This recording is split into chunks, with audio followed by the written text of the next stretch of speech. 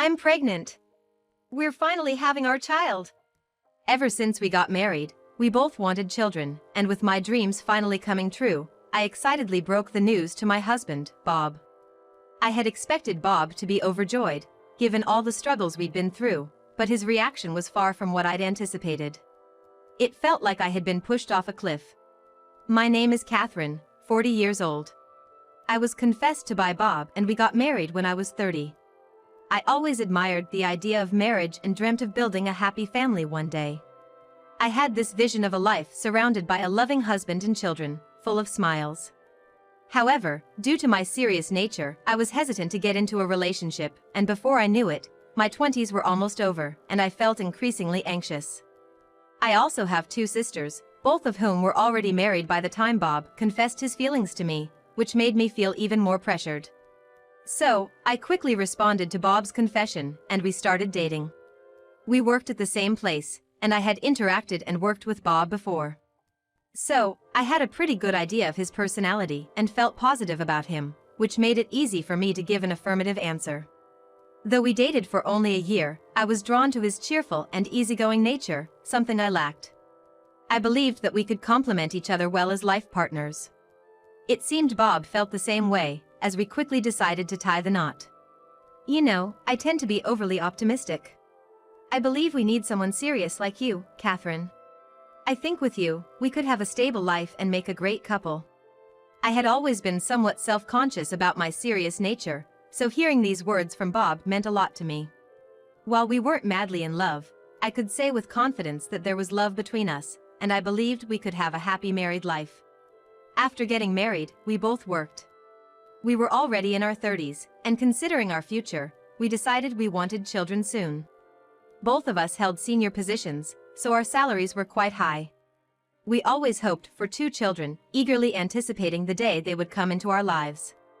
So, until that happened, we decided to work hard, ensuring we could provide for our future family. But even after 2 years of marriage, I wasn't pregnant. In the first year, we laughed off the disappointment, reminding ourselves that having a child is a blessing that cannot be forced. We've only been married for a year. Let's not rush things, Bob would joke, lifting my spirits whenever I felt down. So, at that time, I believed it would happen soon, and I looked forward to it without anxiety. However, by the second year, the reality that I still wasn't pregnant began to weigh on us. Bob, too, started looking somber, having assumed that by now, we would naturally have a child. Our shared anxieties led to disagreements, and we even had heated arguments about it. Considering our age, it seemed concerning that we hadn't conceived yet. Bob suggested we get checked out at a hospital. Once we cooled off from our argument, I agreed, thinking it was a constructive approach. We both went to the hospital for tests, which revealed there were no health issues. It was a relief since I had been worried about potential fertility issues. The doctor suggested it was just a matter of timing, so we continued our efforts, following any advice and directions provided. Despite our efforts, the tensions increased, and our arguments became more frequent. Our interaction at home became minimal. Our life was a far cry from the happy, smile-filled home I had envisioned when we first got married, but I refused to give up. I believed that once we had a child, the life I had imagined would become a reality. And finally, 10 years into our marriage, I discovered I was pregnant. Both my sisters already had children, and while I had been envious of them for so long, now I too was expecting.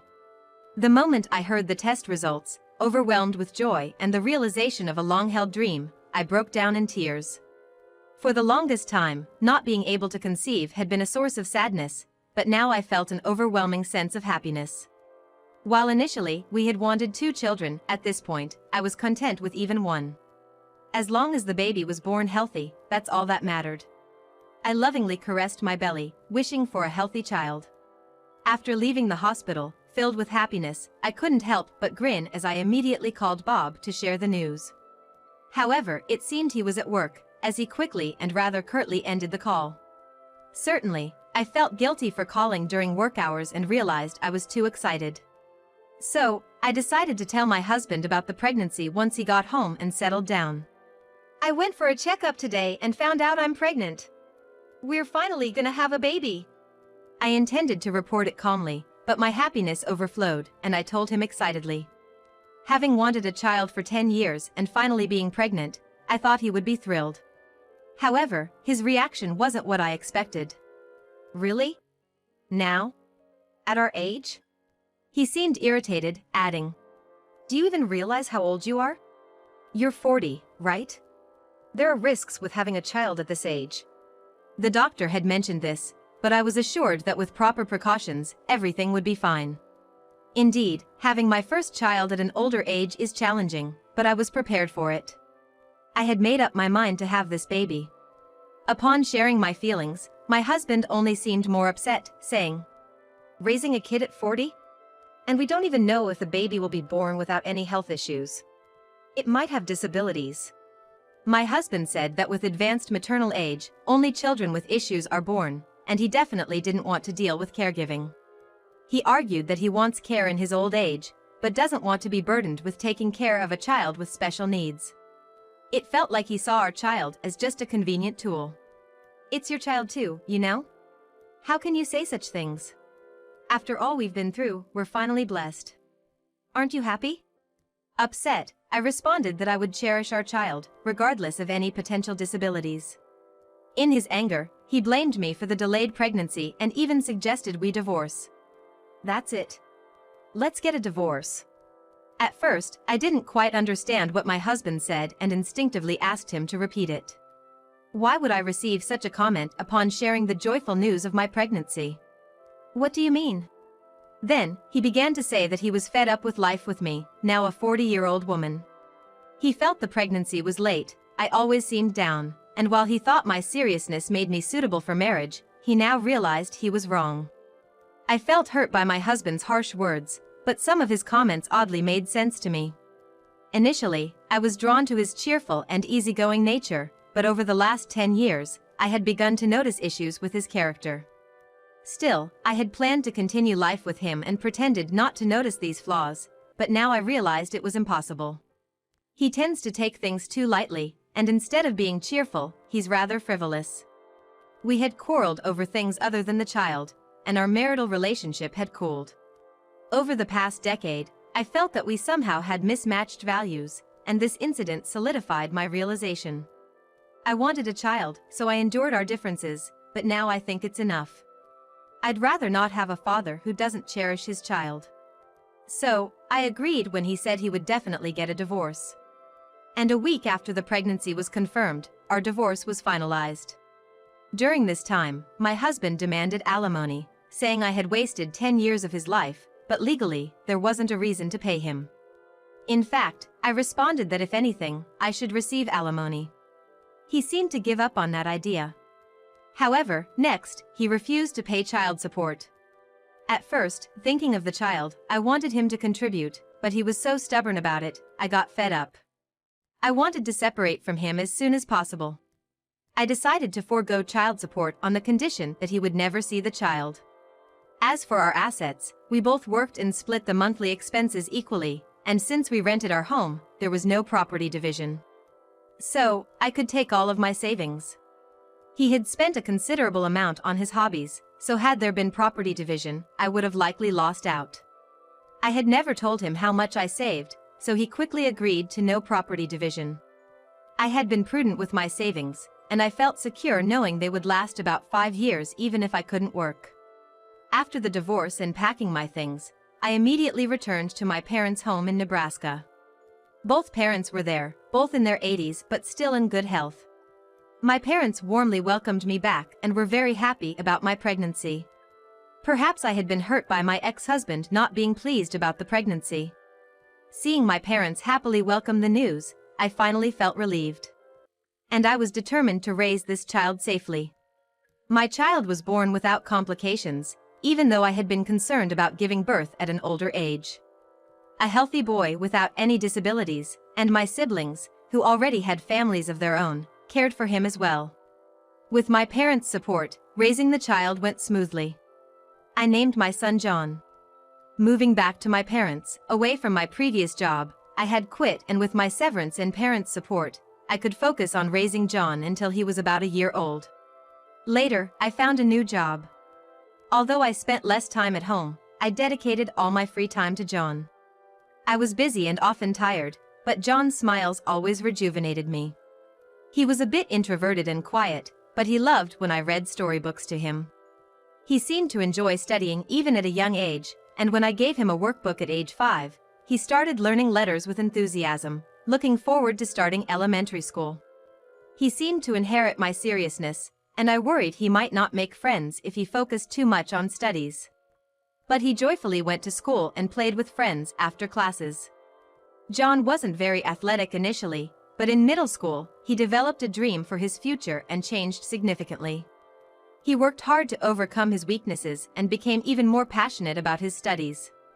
I was concerned about his intense focus, but over time, he improved physically and even joined a sports team in high school, eventually winning awards in competitions.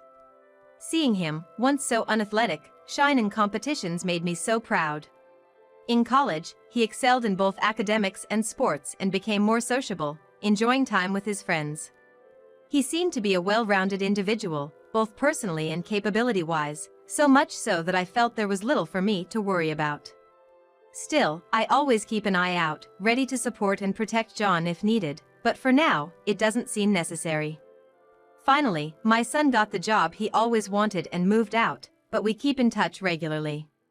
Sometimes he visits with gifts and helps around the house, and he's always considerate of me. He's truly a wonderful son. Even though I wasn't the best father, he's grown up to be such a remarkable young man, and I couldn't be prouder. After 25 years since the divorce, I've turned 65 and retired. I worked hard so that I wouldn't be a burden on my son in my later years. Even though I've retired, I'm still energetic and plan to keep working. When I told my son this, he wanted to properly celebrate my retirement and upcoming birthday, suggesting we go out for a meal.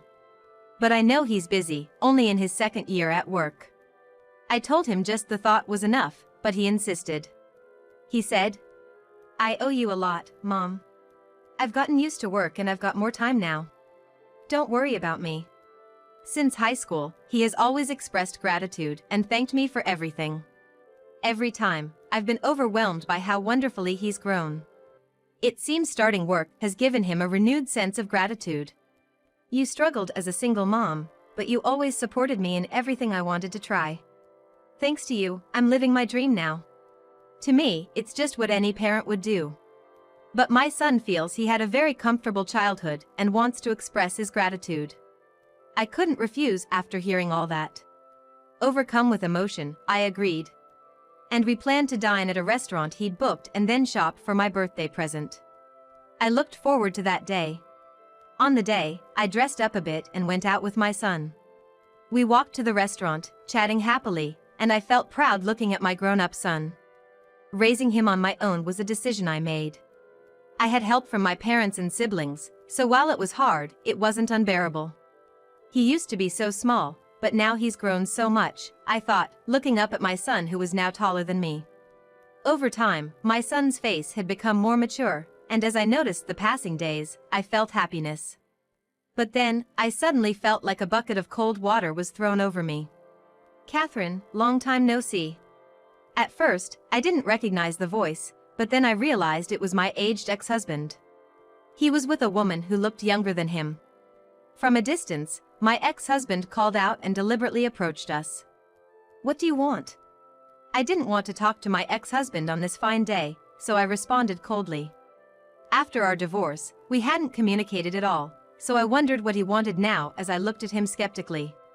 My ex-husband came closer, took a long look at me and my son, and then laughed mockingly. "You still have that sour look on your face," he said. "Is that the kid we had when we divorced? Still taking care of him, huh? Good for you." He assumed our son had some disability and began bragging about his own life without even being asked. He told me he had remarried soon after our divorce and now had a daughter in college. He bragged about how well his daughter was doing in a prestigious university. Convinced that our son was not doing well, he started boasting about his new wife too. His new wife was 10 years younger than him, they quickly had a child, and he was now earning more than before. Our marriage was a complete waste of time, he boasted. It seemed he'd approached me just to mock me. Though I was infuriated, I wanted to leave, saying I had plans. But he wasn't done yet. Ignoring my evident annoyance, he began to mock my son. Is he disabled and a lot of trouble? Can he even get a job? Looks like you'll have no one to help you in your old age. Tough break. I can handle insults about me, but not about my son. I raised my hand to hit him, but my son stopped me. Mom, it's not worth our time dealing with him. Let's go. My son, staying calm, held me back and disregarded my ex-husband, showing concern for me. There was a time when my son was curious about his father. I had promised to tell him about our divorce once he was an adult, and I had. It seemed he had decided to consider himself as not knowing his father. What's with that attitude towards your dad? My mother raised me. I don't have a father. My son retorted. Perhaps angered by this, my ex-husband, who hadn't even paid child support, tried to lecture my son. My son looked at him coldly and shot back. Are you unemployed? You really are a fool, just like you look. But my ex-husband just laughed mockingly.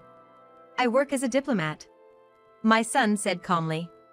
When my son mentioned the university he'd attended, my ex-husband looked shocked. It was a university known to be very challenging, and even those unfamiliar with it would recognize its prestige. Being a diplomat requires significant education and, moreover, a good character. It's a challenging profession to get into, even if you aspire to it. That's why he aimed for prestigious universities, which would provide a better chance of becoming a diplomat. My ex-husband clearly hadn't expected this, and his face twisted in disbelief. Seeing my calm son and my stunned ex-husband, I finally felt at peace.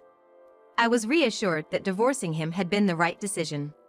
If I had stayed with him for the sake of our son, I was sure it would have negatively impacted our son's upbringing. I noticed the woman with my ex-husband seemed very surprised. Not so much by my son's achievements, but more by his appearance. When my ex-husband began hurling abuses again, she quickly stopped him. Hey, what's up? You shouldn't talk to this person like that. Let's get going.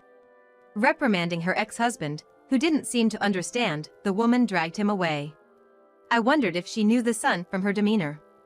When I asked my son, he claimed he didn't know her. Not understanding, I decided to let go of the matter concerning my ex-husband and enjoy the moment. Afterwards, I celebrated with my son and thoroughly enjoyed the day. I thought I wouldn't have any dealings with my ex-husband anymore, but a week later, he called. I hadn't changed my phone number when I switched to a smartphone. I had intended to keep my ex-husband's number for a while and delete it later, but with parenting and work, I had completely forgotten. So, when the call came, I was surprised and considered not picking it up since we had nothing to talk about. But, out of curiosity, wondering why he'd call now after all this time, I decided to answer. When I picked up, the first thing he blurted out made no sense. Let me talk to John. This situation is bad. He sounded desperate, almost pleading. I was taken aback. Just a week ago, he had insulted John, and now this? What's this all about now? I assumed he had selfish intentions, but I wanted to know why. Turns out, after he had spoken ill of us a week ago, things started going south for him both at work and in his married life. Apparently, his new wife has 2 brothers. One of them is a diplomat, akin to a department head in a company. This brother had taken a liking to a newcomer at work, and that turned out to be John. Soon after joining, John had resolved a dispute between a foreigner and an American, and apparently did a great job. Furthermore, besides English, John could speak 3 other languages, and his zeal for learning made him the focus of attention as a promising newcomer. This led to him getting more opportunities to talk with his superiors, and it seemed they got along well. Now they even hang out on weekends. I had heard about this from John. He seemed to be enjoying his job already, and I remember feeling relieved. But I had no idea that this superior was related to my ex-husband's new wife. I was shocked. And this brother seemed to be quite fond of John. He apparently often discussed with his family about having John marry his niece, who was close in age to John. This niece happened to be my ex-husband's daughter, and the brother wished, if he had a daughter of his own, she would marry someone like John. Moreover, not just because of his skills, but because of his good character, the extended family, despite never meeting him, seemed to think favorably of John. Apparently, out of consideration, thinking a father might not be thrilled about potential son-in-law discussions, my ex-husband was kept in the dark. So, his new wife knew John, and she had shared about the incident a week ago with her brothers. The relatives were quite angry with my ex-husband. That woman ratted me out. She even started talking about divorcing me. Even if they're divorced, when someone verbally abuses their own child and ex-wife like that, any sensible person would naturally want to divorce them. I guess it's inevitable for Bob's wife to think he'd verbally abuse her and their daughter too. Furthermore, my ex-husband, Bob, was about to retire, and he had a good job opportunity recommended by his relatives. But now, it seems like he might lose that opportunity. On the other hand, the brother of his current wife seems to be a big-shot CEO. Bob had gotten a job through his connections and apparently made money easily. Thanks to that, he never had to worry about work or money. But because of this incident, it seems people no longer trust him, and he might not be able to get the job he was planning on. I was planning on having a carefree retirement. Can you ask our son, John, to help me out? When a father's in trouble, his child should help, right? Bob, who never really cared about our child and didn't even pay child support, just wanted to use him for his own convenience. I was beyond angry at Bob's audacity. I was simply astounded. You agreed not to see our child in exchange for not paying child support when we divorced. John doesn't owe you anything, so you better figure things out yourself. I don't want to live a lonely life in my old age. Why don't we get back together? John would be happy living with his father again, right? Come on, let's live together. I firmly declined, but Bob kept spouting nonsense. After all those hurtful things he'd said, I was just appalled at what he was suggesting now. The very thought of living with Bob again made my skin crawl. There's no way. You made your bed, now lie in it. Didn't you say you didn't want the responsibility? I firmly declined and ignored Bob's pleading voice, hanging up the phone. Without delay, I deleted Bob's contact information. Since then, John and I have been living our lives smoothly. When I mentioned Bob's call to John, he told me that his relationship with his boss was still good. John was surprised to find out just how much his boss wanted him as a son-in-law. I don't know the details, but I've heard that Bob's been kicked out by his second wife and is now struggling. Bob, who said he wanted to enjoy a lively retirement, seems to be living a tough life alone, jobless, and with little savings. His second wife was apparently wealthy, so he probably relied on her and didn't save much for his retirement. I had stopped caring about Bob, but remembering the things he did in the past, it felt like karma. As for me, life isn't exactly as I'd pictured when I married Bob, but I can say I'm truly happy now. Nowadays, I'm careful about my health so I don't become a burden to John, who's working hard, and I enjoy my peaceful life living alone. And I'm looking forward to the day John introduces me to my future daughter-in-law and I get to meet my grandkids. Every day, I live my life happily and energetically.